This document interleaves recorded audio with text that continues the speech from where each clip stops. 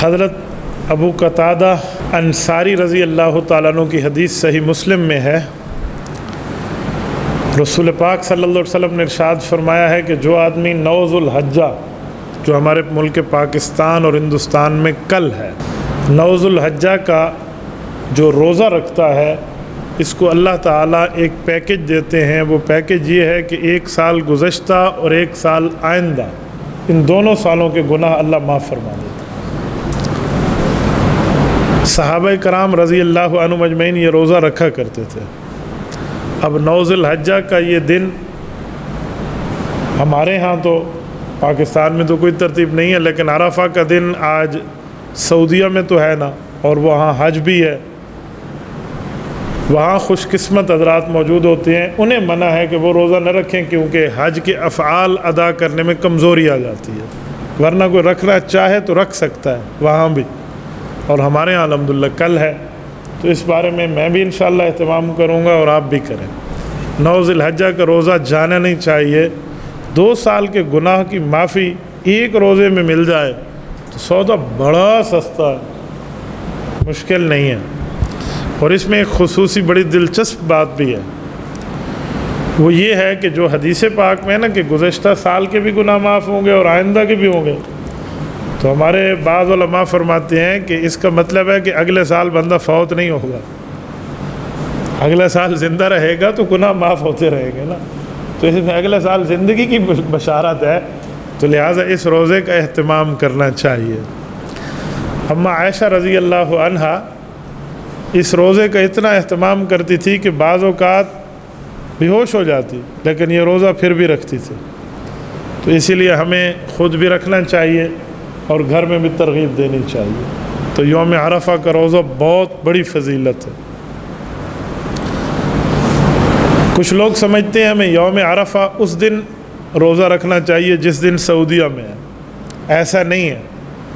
ہر علاقے میں جب یوم عرفہ کا وقت شروع ہوگا 9 ذوالحجہ کا، اس وقت وہاں یہی فضیلت متوجہ ہو جائے گی۔ یوں نہیں ہے کہ ہم ان کے وقت کے ساتھ چلیں۔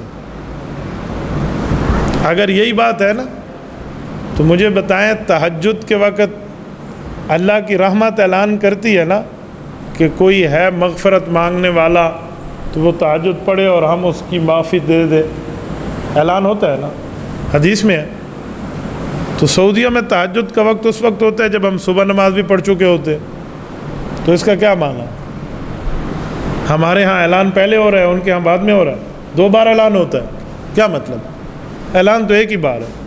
تو اس کا یہی آسان اور ایک ہی جواب ہے کہ جس علاقے میں جو وقت آئے گا یہی فریضہ اس کی طرف متوجہ ہو جائے گا۔ دیکھیں ایک علاقے میں ظہر ہو ہی نہیں، ابھی 11 بج رہے ہیں، ظہر کا وقت نہیں ہوا، تو آپ وہاں پہنچ گئے ہیں، تو اس کا کیا معنی ہے کہ ظہر کی نماز ابھی پڑھ لیں؟ شیخ الاسلام مفتی محمد تقی عثمانی دامت برکاتہم کی اسفار کی کارگزاری میں نے ایک واقعہ پڑھا ہے۔ یہ فرماتے ہیں کہ ایک مرتبہ میں نے کسی ملک جانا تھا، تو 3 4 5 فلائٹس لے کر میں وہاں تک پہنچا، کنیکٹنگ فلائٹس، اور وہ جان بوجھ کے لی، ڈائریکٹ نہیں لی۔ کہتے اس کی وجہ یہ تھی کہ میں صبح نماز پڑھ کے کراچی سے نکلا، اور جس ملک کی فلائٹ لی وہاں پر ہم سے بعد صبح ہوتی ہے، اس کے بعد میں وہاں پہنچا تو وہاں سے اس ملک کی فلائٹ لی جہاں سے اس کے بعد صبح ہوتی ہے۔ تو کہتے ہیں میں تقریباً کوئی پورے 1 دن کا سفر کر چکا تھا، لیکن ابھی ظہر کی نماز کا وقت ہم پہ نہیں آیا تھا، یعنی میں یوں اس طرف چلتا ہوا جا رہا تھا جس طرف ابھی صبح متوجہ ہی نہیں ہے، حالانکہ پاکستان والے تو اس وقت عشاء بھی پڑھ چکے ہوں غالباً۔ میں مفہوم بتا رہا ہوں، پورا واقعہ میرے ذہن میں نہیں ہے، لیکن یہ خلاصہ وہاں موجود ہے۔ تو جو وقت جہاں متوجہ ہوگا اس وقت وہ فضیلت حاصل ہوگی۔ اور دوسری عام فہم مثال آپ کو دوں، اگر یہی بات ہے تو سعودیہ میں 1 دن پہلے ہے قربانی، تو ہم بھی پھر 1 دن پہلے کر لیں۔ قربانی تو ان کے ساتھ لوگ نہیں کرتے، قربانی میں تو اپنے وقت کو آپ دیکھتے ہیں۔ یہ جو تکبیرات تشریق ہم پڑھتے ہیں، میں آگے چل کے اس کی تشریح دیتا ہوں یہ کیا ہے، تو وہ بھی ہم ان کے ساتھ تو نہیں پڑھتے۔ ان کی تکبیرات تشریق تو آج صبح کی نماز سے شروع ہیں، 9 ذوالحجہ سے 13 ذوالحجہ تک ہے نا، تو ان کے تو شروع ہیں، ہم شروع کیوں نہیں کرتے؟ روزہ رکھنے پہ لوگ بیٹھے ہوئے ہیں اس دن، کہ نہیں روزہ اسی دن رکھیں گے، تو بھئی تکبیر بھی اسی دن پڑھ لو۔ یہ جو تکبیرات تشریق ہے، اللہ اکبر، لا الہ الا اللہ واللہ اکبر وللہ الحمد، تو یہ ہم اپنے ملک کے حساب سے پڑھتے ہیں، اپنے وقت کے حساب سے، تو روزہ بھی اپنے وقت کے حساب سے۔